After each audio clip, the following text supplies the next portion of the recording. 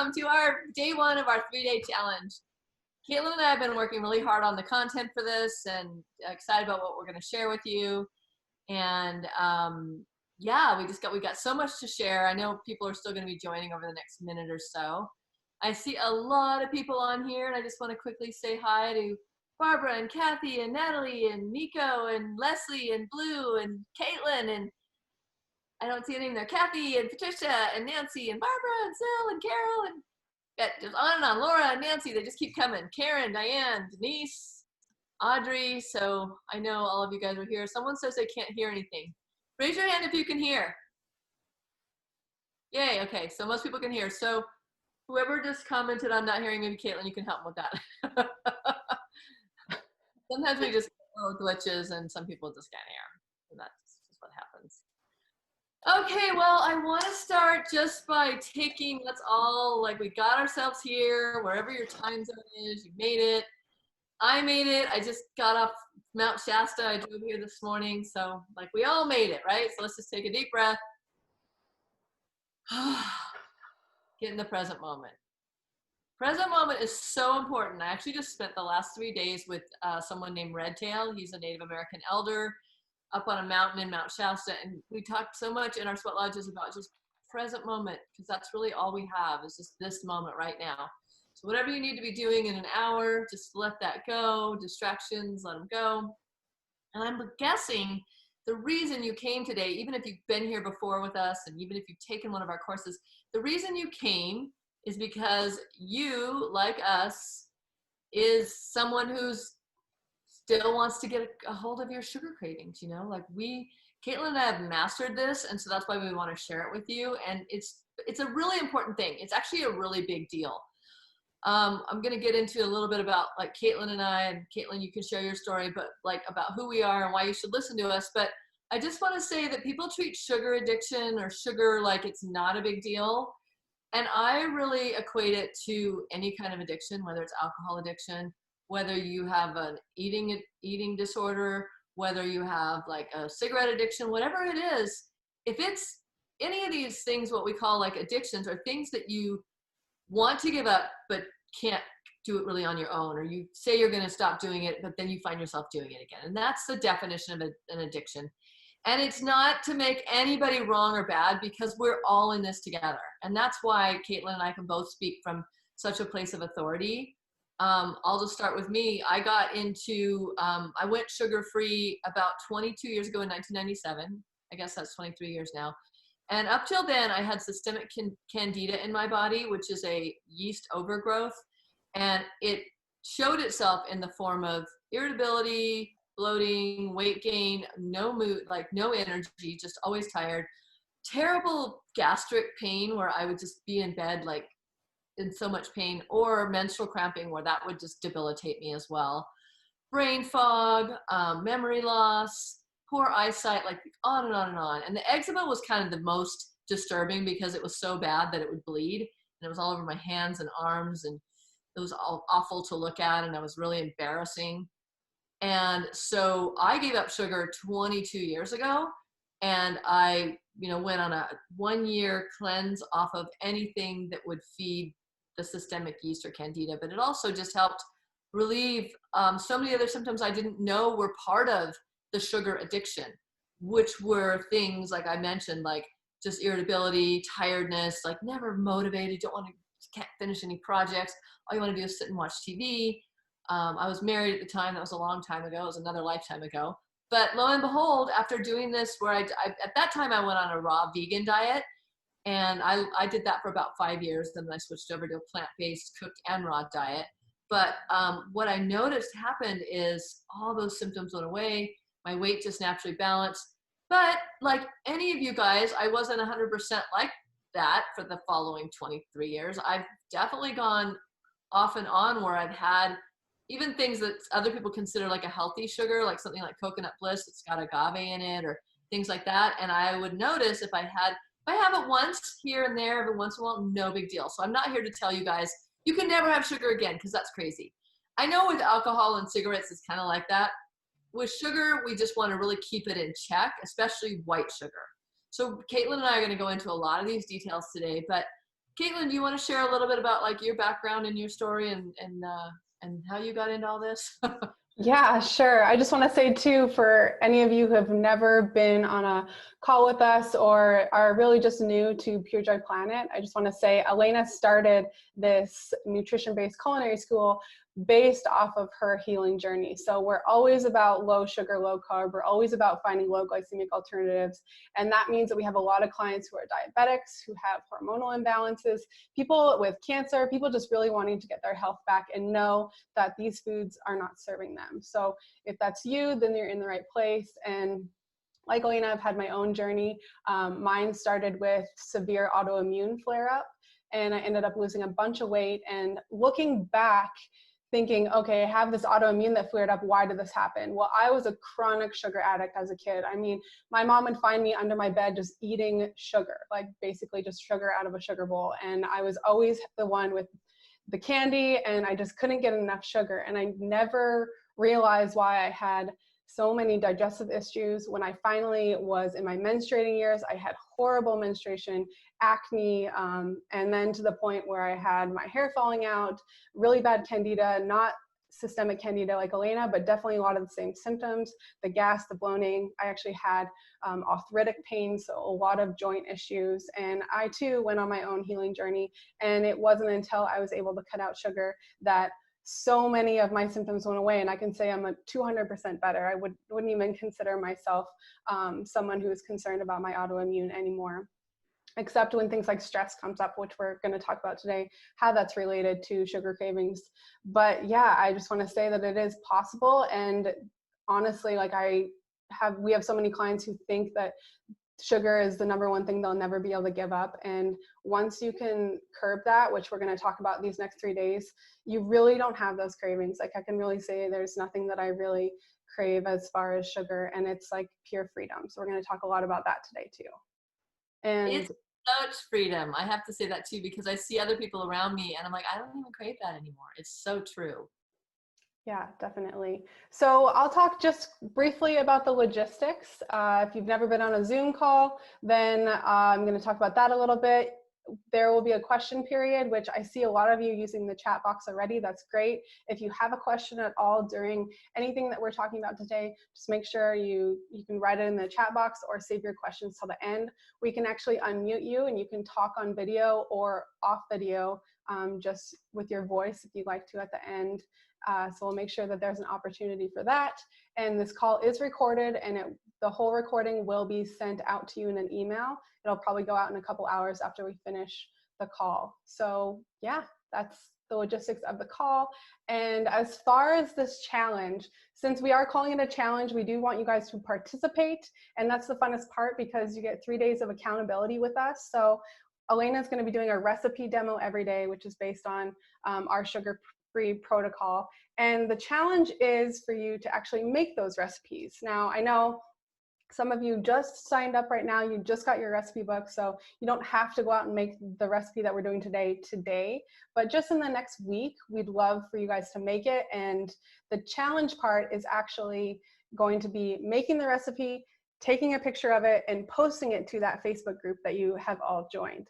So we can get into more details on that at the end of the call, just to make sure that everyone's on the same page. And then at the end of the 3 days, if you've done all of your recipes and taken photos and posted them, then you'll be eligible for some of the bonuses and prizes that we're going to announce on day 3. So stay tuned for that. And if you have any questions at the end, I can go through that again.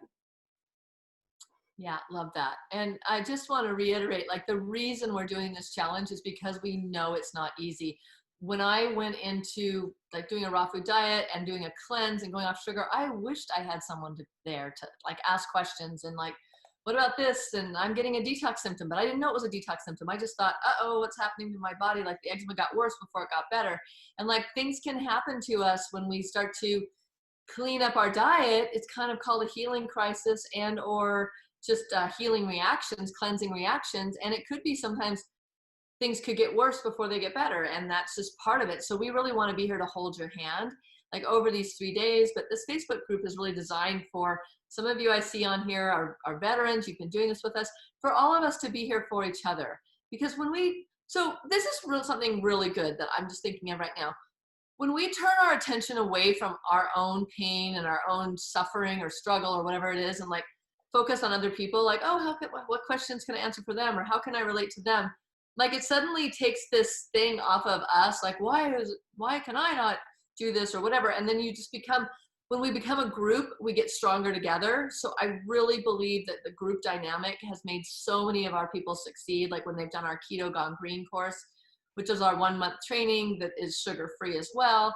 And like what I really believe is if you have the right tools, that you can do it. And what we've done, Caitlin and I have worked really hard to make sure that you feel like you can do this, because this is going to give you freedom. And what most people say on any addiction, and especially sugar, is they feel like kind of trapped in a way or imprisoned. Like I try and go off of it, but then in 2 hours my brain gets foggy and or I get lightheaded and I just have to eat something. So it's the tools. When I talk about the tools, it's like knowing what to eat and things you can have on hand, that when you get that sugar craving, when you get that, like whatever it is, like it's like wanting the next cigarette, like, what do I do? When you get the shakes or whatever it is from it, that you've got something to replace it, and you've got to go to that's actually going to balance you. And the drink I'm going to show you today, everybody loves this drink and it tastes delicious, and it's also super healing for sugar addiction and for candida or anything that's kind of controlling us and making us want to eat more sugar.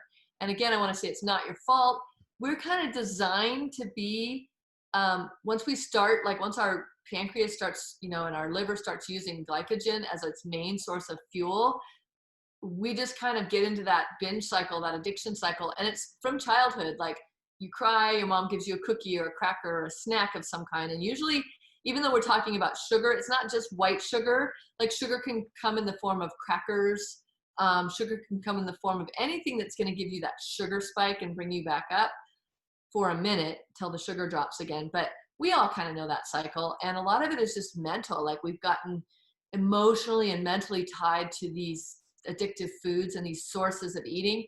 And a lot of people that I know that haven't gotten on more of like a fat burning mode or gotten off the sugar, they just think it's normal to want to eat every 2 hours. And I've even have a friend who tapped me on the shoulder once during an exercise class at the gym and said, do you have a bar? I need it now. Like, like 1 hour, even without the sugar hit, like people start crashing.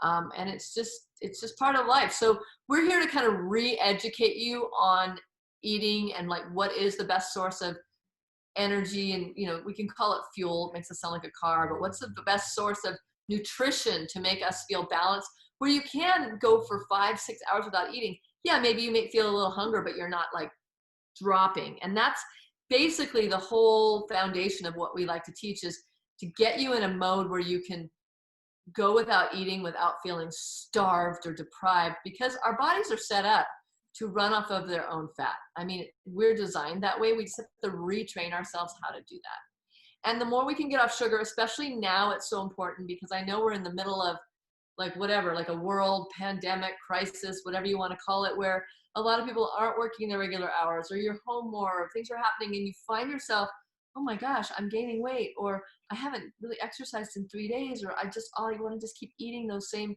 bad foods, and I know they're bad, but I don't know how to stop. So I know people have told us this. That's their biggest thing. It's like they don't know how to get off this track. They feel stuck in it. So we're just here to tell you that you can do this, and that we've made the recipe super easy to follow. You can get into a daily practice and kind of like become so I find that once you get a little bit of success, and that could be something like, wow, I went 3 hours without thinking about food, or I got hungry, but my blood sugar didn't drop, or wow, my pants are a little bit looser, or my skin looks clear, wow, my acne cleared up. Whatever it is for you, if we can get you just to one little success, even in these 3 days, like, oh my gosh, I woke up on the third day and like I didn't have brain fog, and I woke up at 6 a.m. like perky, like all these kind of things you want to just take notice of, the difference of how you feel. And so it's like a reward system that if you can get yourself into this mode of, going sugar-free, the benefits that you're going to reap so far outweigh just that temporary pleasure principle, that sugar hit, that dopamine hit. And that's really all that sugar addiction is a quick fix, quick dopamine hit. So we'll get a little bit more into that. But Caitlin, do you want to kind of go over what we're going to cover in the next 3 days for us? Sure. Yeah. Like I said, Elena's going to be teaching you a recipe a day, which everyone should have gotten their recipe ebooks.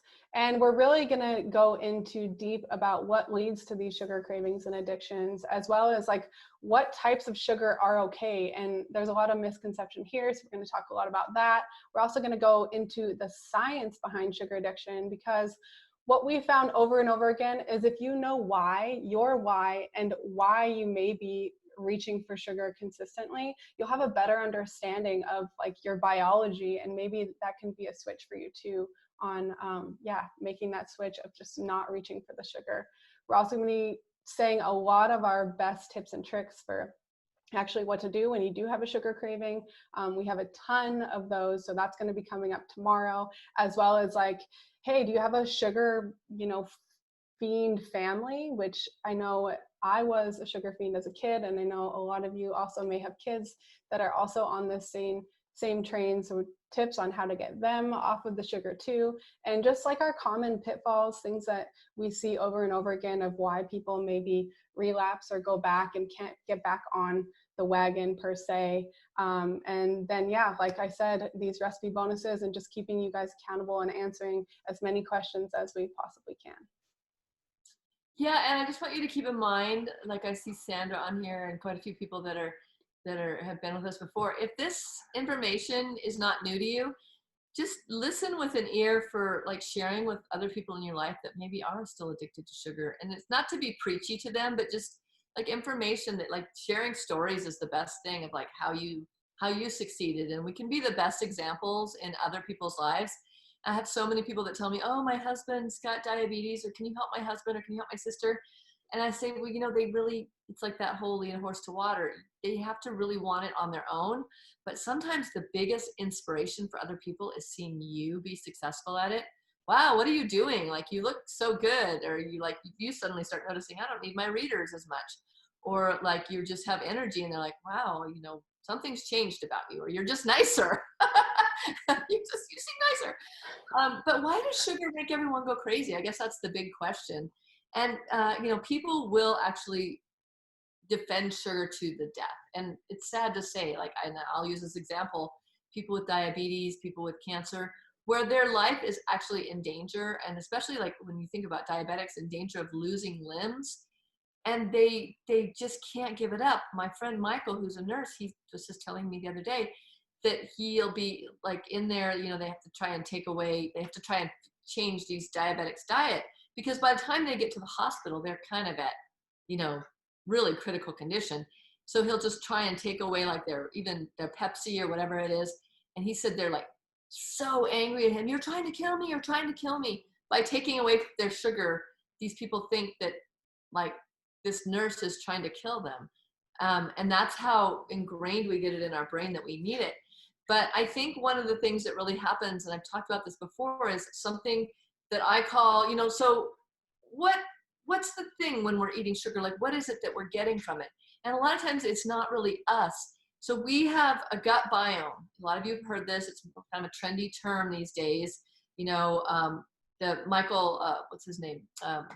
David Perlmutter, who wrote Grain Brain, and he wrote a lot of different books on the brain and healing and health. He talks about that when our gut microbiome is off and we have a lot of bad bacteria in there, like an overgrowth of bad bacteria, sugar, wheat, gluten, rice, things that are sugary, agave, honey, all those sweeteners we'll talk about in a minute, tend to feed these bacteria. I call them yeasty beasties, but they're basically like a bacteria that throws your good bacteria, the healthy bacteria, out of balance. If you think about it about us as hunter-gatherers, we weren't able to sit down and eat a whole bowl of rice. I mean, you'd have to pick each rice kernel, right? Or you'd have to, like sugar wasn't a thing. And even the fruit that grew was very like non-sweet. It wasn't sweet like it is today.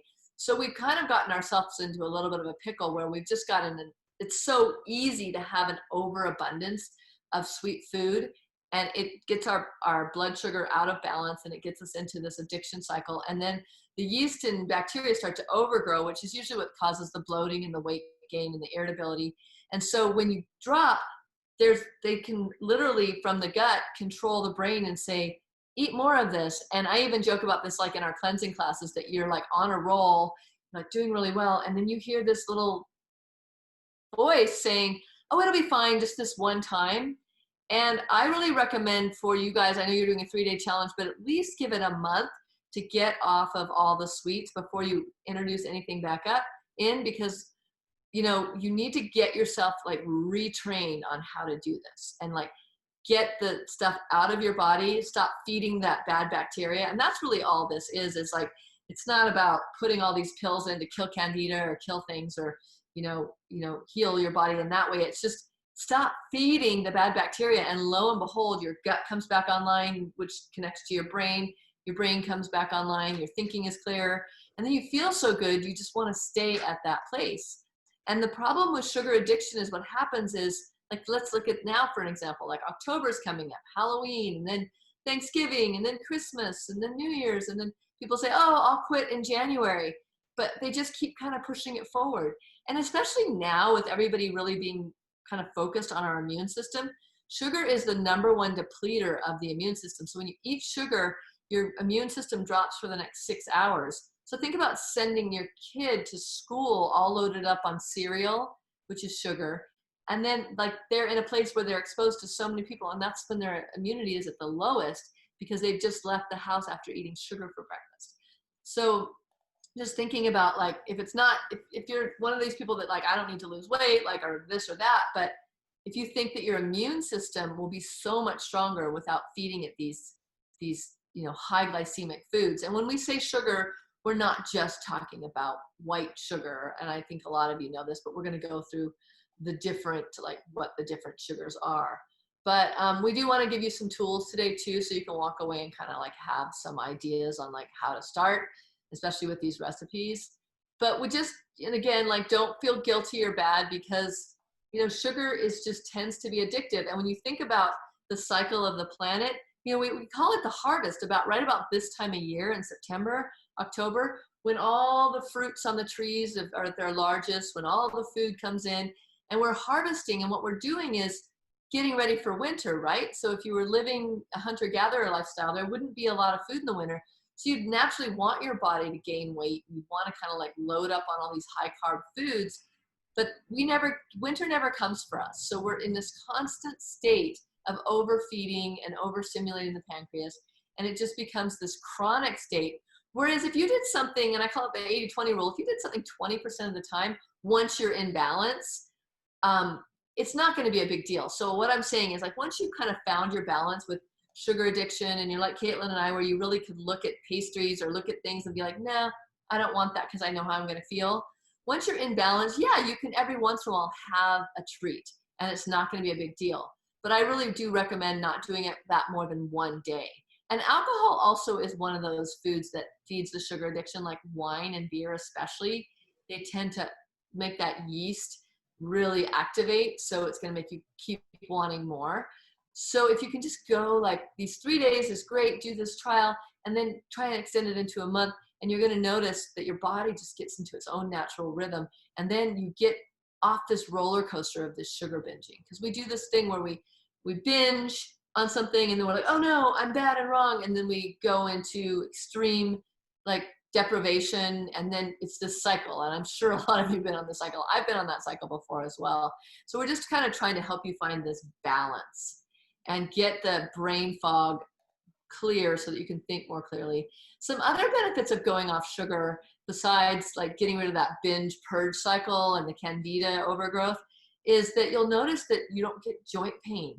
Like chronic joint pain, a lot of people I know have joint pain, and they're either eating a lot of grains and gluten, which feed that sugar addiction, or they're just eating an inflammatory diet, things like fried food, chips. Chips also are high glycemic, so they kind of add to this whole sugar addiction. So we're not, like I said, we're not just talking about sweeteners and sugar. We're talking about things that are very high, unnaturally high in carbohydrates. Where in nature would you find a corn chip or a potato chip? Like, that's not something we find naturally in nature. Yeah, maybe eating one potato with other things at some point is fine, but like when you're just eating foods that are unnaturally made, anything out of a package for the most part is going to keep feeding this addiction. And polycystic ovarian syndrome is a big deal for a lot of women, which is, and it's very much tied to, all menstrual symptoms are very much tied to inflammation, which is linked to sugar. So if you start looking at all the different imbalances we have that are tied to inflammation, so much of that starts with the sugar in our diet. And also a big one right now, especially because I've been talking to a lot of people, is the depression. So like, with this amount of uncertainty going on in the world, a lot of people are starting, because it's this strange cycle. Of course, we know what it is, but it starts with, oh, I'm in quarantine, or, oh, I'm not going to go out as much, or I'm doing this, I'm doing that.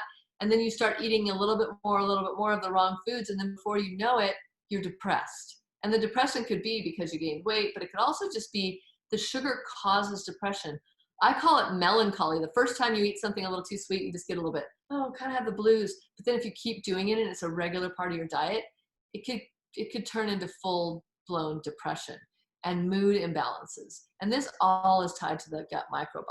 So we just really, like, the first thing I tell anybody that's got any kind of depression is to get off the sugar, whether it's bipolar or just, any kind of ongoing mood disorders.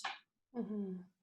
Yeah. Yeah, and a big thing with the mood is being aware of why you may be in having a lower mood or you may be depressed. A lot of times we tend to turn it to like our emotional states or our environment, but so many times for example, I'll see a friend who goes out for dinner and eats until 10, has a few drinks, and then wakes up the day and they're like, I'm so depressed and it's because of this and that and this. And I look at it as, okay, well, you increase your blood sugar really late at night. You're probably eating hidden sugars in that restaurant food, plus like bad oils. And then you throw alcohol on top of that. Now that is like depleting your immune system, which depletes your gut microbiome, which helps you to not produce adequate amount of serotonin, which is our happy hormone. So finding the link of why you're feeling this way and maybe linking it back to something that you maybe consumed. I think that is another message that we really want to get across too. It's like, you have control over this and you can get your anxiety, your depression, your melancholiness back on track. Right. And it's really just about getting back into balance, like waking up. Here's a great example of a great day. Waking up in a good mood with energy, excited about your day, get a little meditation in, a little quiet time in, move throughout your day, not feeling like you're getting these mood fluctuations. And even for me, like things dropping on the floor or just like agitation can sometimes have to do with, like you mentioned, Caitlin, eating too late at night or maybe eating the wrong foods. So just starting to notice these things. And that's the first part, is like just paying attention to your mood and like, it doesn't mean you have to have the answer, but just, I wonder why I feel this way. Like if you wake up groggy or you wake up depressed, like, let me trace back. It could be maybe you did have, something that happened that really put you in a bummer of a mood, but it also could be just something you ate. So just paying attention to that. Also, bowel function is really tied to sugar. Like a lot of people are constipated, or some people just have chronic, like the IBS, where you're just running to the toilet all the time. So a lot of that is also related to the grains and the sugar and the starchy foods we're constantly putting into our gut, and it just can't handle it. It's what's called leaky gut. So what happens is we're overeating these foods that are causing this inflammation, and then the gut, the permeability of the gut gets really weak. So foods start to kind of leak through the colon into your bloodstream, and so then you become allergic to foods like gluten, like a lot of these foods that maybe some people aren't allergic to because they haven't overeaten it, or they just maybe have a whole different system where they're eating more whole foods and they didn't grow up like I did on sugar and all these things. So, we can't compare ourselves to other people. We're at where we're at, and we're here to help ourselves. And so like just noticing what foods throw you off, and it could be different for everyone, but we know that there's a lot of these like tend to be these trigger foods. And of course, like I said already, gluten, any kind of bread or grains. Corn's a big one. I did a whole blog on corn and how it causes, for me, as soon as I eat corn, my eyeballs start to itch, which means there's usually mold in corn. Anything that's called a stored grain, which means they store them in big silos. So the heavily produced grains like corn, wheat, rye, oats, even though oats are gluten-free, they're stored so they can get a lot of bacteria in them that are not visible to the naked eye. And, the um, Food and Drug Administration will pass a lot of this stuff, even though it has some bacteria in it, because, it's our food source. So just noticing that maybe people that are growing your food aren't doing it for you. They're doing it to just get the biggest yield possible. So more shopping locally, more like knowing where your food comes from, knowing who the farmer was, going to farmers market, talking to these people. So if you are eating something, say a bread, like maybe this person's like, we grow the wheat on our farm and we sprouted it ourselves, and we made it with love, which is a huge difference from buying white bread that somebody with a hairnet in a factory complaining about his wife to his friend is making for you. Like the energetic difference in that. So really a lot of it has to do with the energy of what's going in. And that's why Caitlin and I are so committed to teaching people to make their own food from scratch. And it might sound like a big deal to some of you, like if you've been buying a lot of food out, but now is a great time to start knowing where your food came from. Maybe start a small garden or doing some kitchen sprouting, and like shopping as locally as possible, stopping having these big trucks shipping in bananas out of season. So in a lot of ways, the diet that we promote and the things that we teach you guys are like, for the most part, like locally. Of course, you're going to probably be ordering some superfoods and some little things that you get off the internet, but for the most part, we want you to use like local produce as much as possible. Mm-hmm. And Caitlin, you want to cover immunity a little bit? Yeah, well, I love that you touched on this one because obviously it's a big topic on everyone's mind, and we all are coming into the fall and winter season. And if you do want to protect yourself and your family's immunity, cutting out the sugar is the quickest way to do that, because when we are eating sugar, like Alina said, we actually suppress our immune system. And that means that we can't fight little viruses or bacteria that come into our sphere. Whereas normally, if we had a healthy immune system, that would just be normal. Our body would be able to produce the blood cells it needs to fight those bad bugs and viruses. But with that sugar, we're just putting ourselves that much farther back. So really getting our kids and, families off of the sodas and all the processed ingredients and stuff. And I just want to say how crazy my mom used to feed me ginger ale or Sprite when I was sick. And what is that? That's like 25 grams of sugar per serving. Like, what? It's so crazy what we've been brought up to think is okay. And obviously she was doing the best that she knew how with the knowledge that she had. But I think it's really time to re-educate ourselves and retrain what we consider to be healthy for our immune systems, because they are so powerful. We've had these built-in mechanisms to keep us healthy and vibrant and fighting cancer cells and fighting diabetes and fighting these autoimmune things, but we've given ourselves a disadvantage. And that is because like 74% or something crazy of our food system, it has added sugar to it. So that means like the ketchups in the grocery store, that means any of the processed or packaged crackers, or like Alina said, the chips, they all have these secret little added sugars to them that add up over time. And yeah, we're just really passionate about boosting our own immunity through the food that we're consuming. Yeah, and Americans are the worst when it comes to added sugar because, the American palate, and I've heard this from Europeans, like we go into a restaurant and they're adding sugar to everything because that's the way that Americans like it. Like we've been trained to like want sugar in our salad dressing and in our soup and in our ketchup, like you said, and in our pasta sauce actually has sugar in it. It's crazy. So again, like reading the labels, if you are doing store-bought, there are some really good products out there too. But just reading your labels and checking how many grams of sugars you're getting per serving, and you really don't want it to be more than 5, and you don't want it to come from white sugar. Like tomatoes have natural sugar in them, fine. But if it's like added sugar, then you really want just spend the time reading the labels, even if you're driving your family crazy or your kids crazy. And the other thing I want to say about kids, and I've said this over and over again, and I was actually just in Mount Shasta talking to some people about this. People complain, oh, I can't get my kids off sugar. And my question is, who's buying the food? Oh yeah, I know, but if I don't buy it, they throw a fit. And it's like, okay, are you willing to wait it out? Like it probably is only going to be about 3 days and they're not going to starve. We're not designed to starve. We're designed to live off our fat stores on our liver and our internal organs. Even if we're not overweight, we have fat stores. And so, knowing that no one's going to starve, and if you stop bringing it into the house, you're going to be surprised that your kids will come up to you at some point and go, oh, what you got there? Oh, I'll try that. And then we have so many students in our online course that tell us their whole family gets into this stuff, because once they're committed to not buying this stuff and they're making the foods, and they're like, hey family, this is what's for dinner, like it or not. And eventually everybody starts to like it because that's what's available. And you got to tell yourself this too. Like if at first you're like, oh, I'm really missing the sugar. Like, this is what's available. These are fresh vegetables that the earth provided for me. And they're so nutritious. So like having a love affair with yourself again, like self-love, it starts with ourselves, like loving ourselves through the food we're feeding ourselves. And then suddenly there's something in our body that wakes up and says, thank you. And then it wants to be like, it wants to cooperate for you and be pain-free and be thinner and be more agile and like run faster because you guys are having a relationship finally. It's like, thank you for paying attention to me. Thank you for giving me love. And, you know, it's just all so related. Yeah, definitely.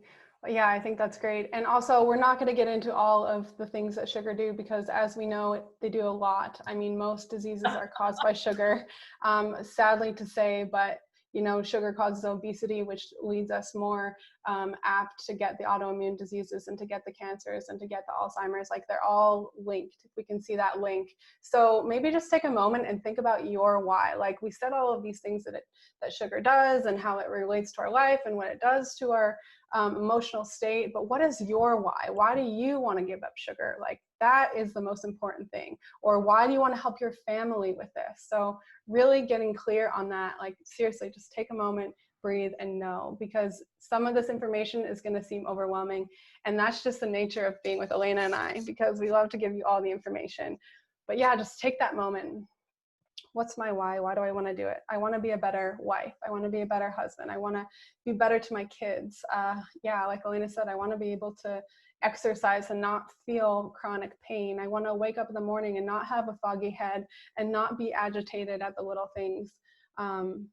Just an overall freedom from food cravings and sugar cravings. And I think Elena's going to get into the recipe here in a second. I'm just trying to get my screen. Let's get to see my real world here. Here, I'll pin my video while you get ready. Okay. I think I'm ready. Yeah, okay. You can see me. Yay. Okay, great. Yeah, like thanks, Caitlin, because I could go on and on, but we have 2 more days, so we'll cover more stuff over the next couple of days. And come with your questions. I see there's a bunch on the chat, so we'll make sure we get to that after my demo. And you guys should all have this recipe. It's the immunity tonic, and I mean, yeah, it's a great immunity tonic, but it's also just a super amazing food. It's funny because the last time we did this challenge, and we've also done it on our Keto Gone Green course, which we'll tell you guys a little bit about if you don't know about it. But we have people that are just like, they have to have this all the time. Like, oh, like we have everybody, remember that, Caitlin? They're like all making it. Like Kathy would post that she did one, and then someone's like, oh, I need to do my immunity tonic. It's just, it's so easy too. That's what I love about it. Yeah, so this is a good staple recipe to have on hand all winter. Exactly. Just takes a blender, and we have a Vitamix, but it doesn't have to be a Vitamix. If you're watching and you only have like you can even go to a thrift store and get a cheap little $20 blender if you don't have a blender already. But you know, a Vitamix, if you've got one, is my favorite, of course. Okay, so we're gonna start with our apple cider vinegar, and I use Bragg's. And what I want to tell you about this is usually the good vinegar that you get says with the mother, and the mother is like this little scoby kind of thing that usually floats on the bottom. Don't shake your vinegar because you don't want that big it's kind of gloopy coming out. You want that just to stay on the bottom. If you do accidentally get it in your recipe, it's not going to hurt you. It's just not that appetizing. So 1/4 cup of apple cider vinegar. Tell us a couple things that apple cider vinegar does, Caitlin. Well, actually, apple cider vinegar can really help with any sugar cravings, and it actually gets our digestive enzymes flowing and our HCl, so it helps with our digestive system, which now we know the digestive system is directly linked to those sugar cravings and stuff. So if we can get that healthy bacteria going, it also has been shown to help with candida. So this is a great like aperitif, like a pre-dinner or meal little shot that you can take to really just light up your digestive system. Yes. And anybody with like chronic indigestion where they get the GERD or the so bad, I've recommended a tablespoon of apple cider vinegar before a meal, and people have said Nothing else worked, and it worked. So this is a super great trick, like you said, for digestion. The second ingredient is ginger. Now, I bought this huge container of it. It was organic at Costco, and I was like, there's no way I'm going to use all this before it goes bad. So I just froze it, and then I just pulled out a big piece today, a big chunk today, and then I just use, a chunk at a time. But you can keep ginger in the freezer. It freezes really well. If it's organic, you don't have to peel it. So that's another time-saving tip. Just don't leave the peel on there. Cut it into like some couple little chunks like that and throw it right in your blender. And then the next ingredient is some lemon juice, about a tablespoon of lemon or lime juice. And then we're going to put in, you can put either a tablespoon of turmeric root, which depending on where you live might be hard to come by. So I'm just going to use turmeric powder, 1 teaspoon of turmeric powder. Turmeric powder, as we know, is anti-inflammatory. Same with ginger. Also helps boost the immune system. So all of this is very immune boosting and anti-inflammatory. So we love those two combos. The next ingredient is a cup of water. Put that right here. And then I'm going to add in these optional tonics. We sell both of these on the website, ashwagandha and holy basil. Caitlin, you're an herbalist, so why don't you talk to us a little bit just briefly about what these two items do? Yeah, the reason I love to put these in a recipe like this is because, for one, you're not going to taste it, and two, these tinctures add so much extra immunity, I said immune boosting, but I was going to say anti-inflammatory. They really help with the adrenals and stress. So they act as adaptogens in the body. They're really just there to provide the nourishment that you need. So something like ashwagandha or holy basil, those are going to do really similar things. But any of tincture that you have around or any of those, we use this brand because we love it so much. They're really ethical and everything is organic and either organic or wild harvested. So that's why we use those. Yeah, and you can also just take like a dropper. What I do a lot is I'll put a dropper in just a shot glass of water, like something this big, and just slug it. And what Caitlin taught me, because she's so knowledgeable, is that the ashwagandha is really great for the adrenals. So if we've been under a lot of stress, or even if you're a coffee drinker, which I am, like the ashwagandha is going to help balance your adrenals. So if you're feeling hormonal or you're getting sweaty or whatever, like that's sometimes just women's hormones getting off. A little ashwagandha, a little holy basil in the evening is going to kind of mellow you out. It won't make you sleepy, it just mellows you. So you can take it any time of day. Just like, I'm just only going to put 3 or 4 drops of each because I don't want it to taste alcohol-y. I just want to kind of give it just that little bit in there. And then the last ingredient I'm going to put in, and this is optional, but I like mine a little bit sweet. So it's 1/8 of a teaspoon of stevia, super small amount. If you have the liquid, you could put like 5 drops in, or to taste. If you like a little bit more, fine. And then sorry, go ahead. I was just going to say, maybe we should talk about stevia because we didn't go over the sweeteners, but stevia is one of those, it's a natural plant, and it is naturally very, very sweet, and it's the only thing that does not spike your blood sugar. So it does not have a glycemic index, and it's really, really safe for diabetics, for people with cancer, autoimmune. If you're trying to cut sugar, stevia saved my life. Like cutting sugar doesn't mean you can't nourish that sweet tooth. We all have that natural sweet tooth, and stevia, you can nourish that part of you without having the ill effects of it. So stevia is our #1 safe sweetener. It saved me too, Caitlin. It was the only thing I would like. Even now, that's really the only sweetener I'll use. And we will talk about sweeteners tomorrow. We'll go through the list of sweeteners. But it's the only thing that does not, like, I know that sugar affects me because my blood sugar spikes, and then I get super sleepy and I just can't do anything. Stevia actually gives me energy. That makes me feel great. Also 1/8 of a teaspoon of cayenne pepper. And this is actually, cayenne pepper is super great for the heart. It opens and dilates the blood vessels. So it's a really great thing to add to your food, add to your drinks. And it gives it that little bit of kick that kind of makes it exciting. And it's just a fun thing to add. Anything else before I blend, Kate? Yeah, we had a question. Someone asked about the powdered ashwagandha, and that would be amazing to put in this. She asked how much would you put, and I would say 1 to 2 teaspoons would be great. And then you would blend it up just like Alina's about to do. Yeah, I have that one too. And if you forget, that's okay. We're here to remind you. So people that take our course are like, what was that again for? We're always happy to remind you because sometimes I even forget. Here I go, I'm gonna blend.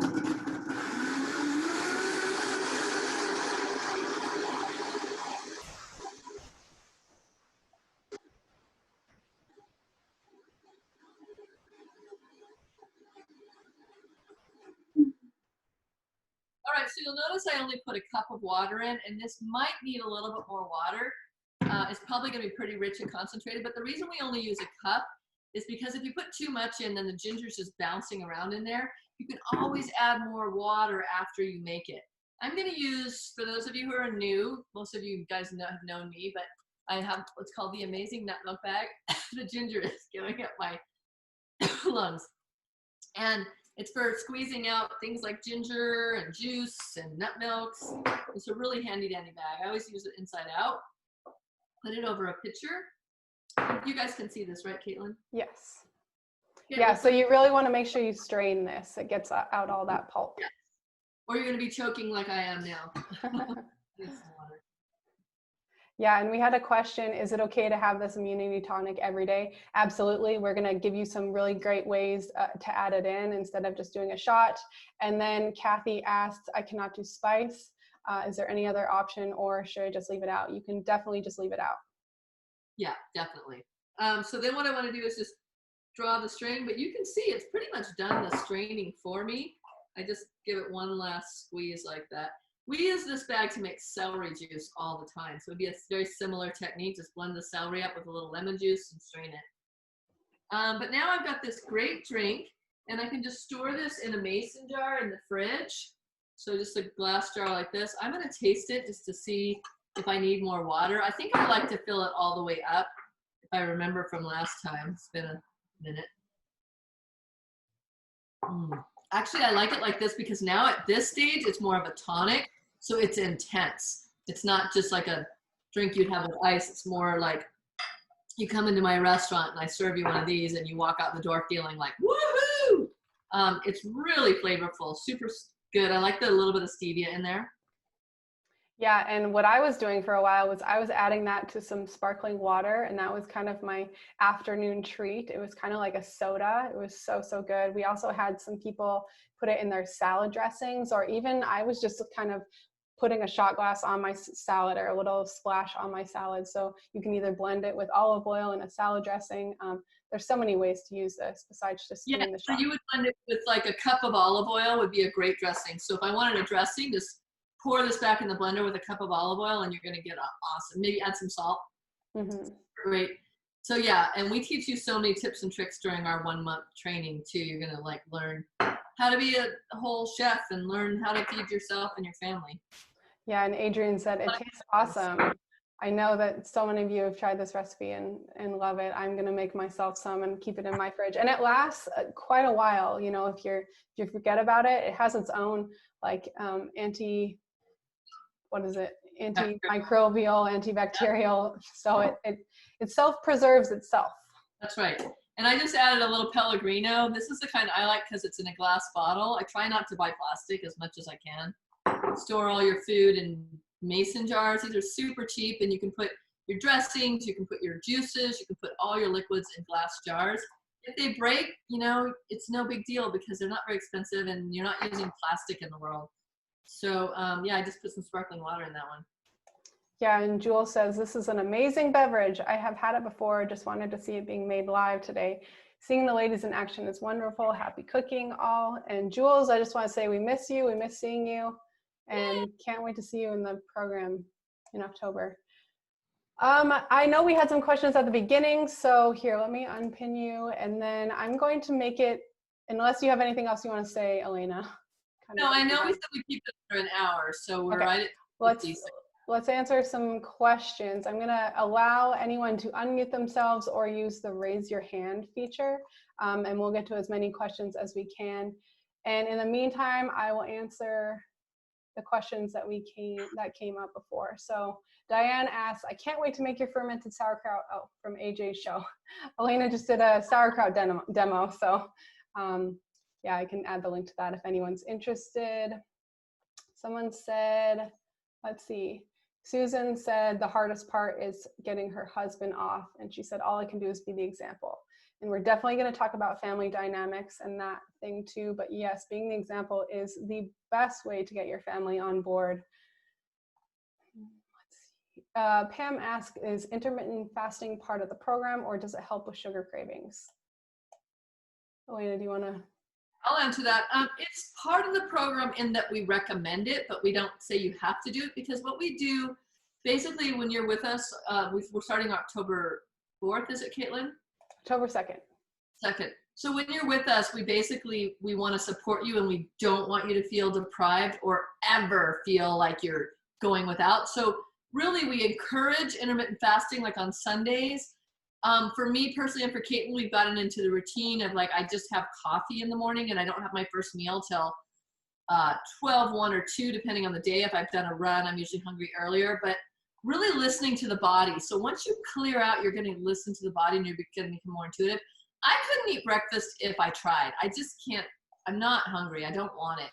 And so my body is happier that way, but we are all different. Some people wake up super hungry, but then they stop eating at 4 p.m. So, like, however, and we'll help you kind of figure out your own cycle and your own rhythms, because we are all different.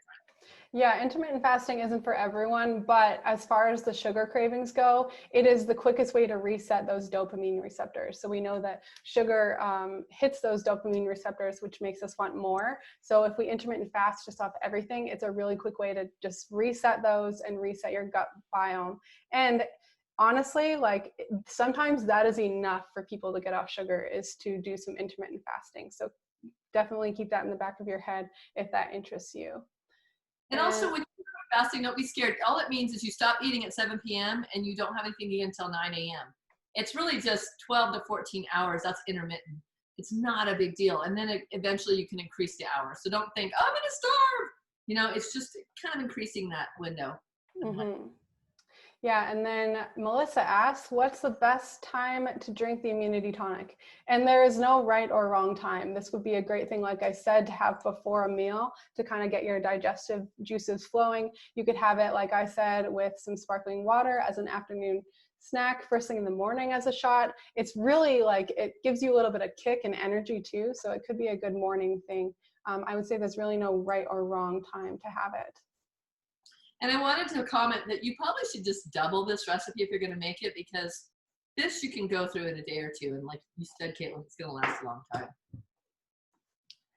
time. Leslie asked, what program starts in October? We'll definitely get into this more in the next 3 days. This is, by the way, I had other couple questions of, is this day one? This is day one. And we have 2 more days after this, same time, same place. We're going to be diving really much more deeper into how to overcome sugar cravings. I kind of talked about that on the beginning, but you'll get links and everything for that and the recording for this call.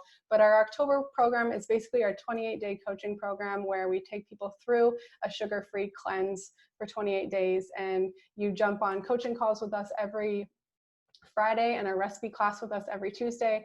It's a really active group. We usually have 100 women in the program at a time. So there's lots of really great support in there too. And let me see. Which recipes do you want us to post for the challenge? This immunity drink or all 3 recipes for day 1? So we are doing a recipe a day. So for day 1, you would do the immunity tonic. You could either make that today or tomorrow and post your recipe photo in that Facebook group. And then tomorrow, Elena's going to be showing you the soup recipe, so you can make that either tomorrow or the next day. And then day 3 is our yummy treats. Those are the cookie dough balls, and you can make that on day 3 or, you know, over the weekend or whenever you have time, and then post it whenever you have it done. So all 3 recipes don't need to be done today. That's just, Elena's just showing you how to do it, so now you can go on and make it yourself. And if you don't have Facebook, then we definitely don't encourage you to get Facebook. Just be sure here, why don't I drop the link for the actual challenge spreadsheet? And I see we have a couple people who have already put their name in here. So I'm going to drop the challenge spreadsheet in the chat box, which you also got in your email, but I'll drop it here. And all you have to do is add your name to that spreadsheet. And then every time you make a recipe, photograph it and post it, you can check day 1 off for yourself. And that is a point for you, and that automatically includes you in the draw for the bonuses and prizes. And also, yeah, don't stress yourself out. You have time. You don't have to make this today. If you don't have the ingredients, do they have a week to get everything done, Caitlin? Yeah, definitely. We'll pick challenge winners next Thursday, so you have a week from Thursday. Awesome. Or no, actually, sorry, a week from today. So next Tuesday. Tuesday. Yeah. Just to give you ample time. Don't feel stressed out. This is all about like healing your body and loving yourself more, not stressing yourself out more. Yeah, and like I said, if you don't have Facebook, you can either email us your recipe photo. We'll make sure that we know that you've made it. We don't also want to make it stressful that if you can't post your recipe photo. This is really just about keeping you accountable. We're not here to like check your work or make sure you have the best recipe photo ever. It's really just about you getting in your kitchen and making it. Mm-hmm. And Denise asked, she doesn't have ashwagandha or holy basil. Will I get the same benefits? Absolutely. Those are optional add-ins. You do not have to add any of the tincture add-ins. That's just our next leveling that we just can't help ourselves. I do want to comment too that this is quite strong. So like, even though it's delicious, take it easy or dilute it, because like I can already feel the vinegar in my tummy. So just don't go crazy. Don't guzzle the whole thing. Oh, you can. It won't hurt you. You just might feel a little bit of vinegar in your stomach. Yeah, I mean, dilute it with water would be great. Let's see. We had one more question from iPhone 11. Yes, and eating sugary stuff from Halloween to January is the best way to make lipids rise. This is why doctors don't like to run lipid tests in January and February. Yeah, unfortunately, we run in a society that is based around these sugary holidays. Yeah. And I do want to say one last thing about that. Like, I know we're coming up on our hour, but why wait till January? Why does everybody wait till January to get their life back on track? Like, we're going to get you guys started now.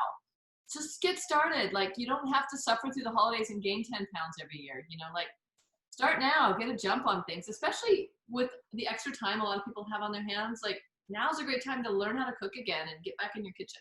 And honestly, like using willpower to not go for the treats at Halloween and Christmas, like that is a sure way to get you back on the sugar train. So if you can really get those sugar bugs out of you, which like we said, we're going to go through a lot more strategies in the next 3 days, but you won't have to use your willpower and you won't have to struggle through like holiday meals of looking at the cakes and the cookies and the dessert table and thinking that, oh my God, I can't wait till I can get over there. Like that is something that you can have freedom from. How good would that feel? That you don't feel like you have to eat those sugary things during the holidays. I know for me, that's like freedom.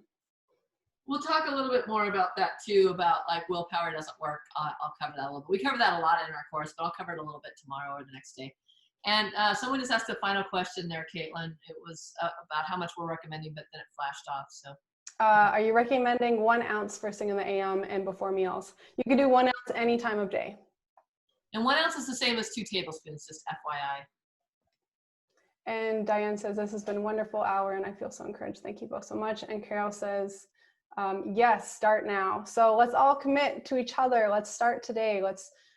You may not have all the knowledge and the tools, but at least you have one recipe to keep you going and get you in the kitchen. And that's the best way to start. Yep, and comment on the Facebook group. I'll be checking it. And if I see you there, like I'll say hi. And we want to just know that we're here to support you. We want to do this with you. Yeah, and we have 54 people on the call right now. We have over 350 people who joined this challenge. So just know that you have a ton of support that's coming for you. And yeah, let's do this all together. Let's do it. And right. Stay tuned. I'm going to be sending out the recording in a few hours, and links for tomorrow will all go out. So yeah, come say hi in the Facebook group, and we'll see you guys tomorrow, same time. Bye, everyone. Bye. Bye. Bye, Liz. Bye. Bye.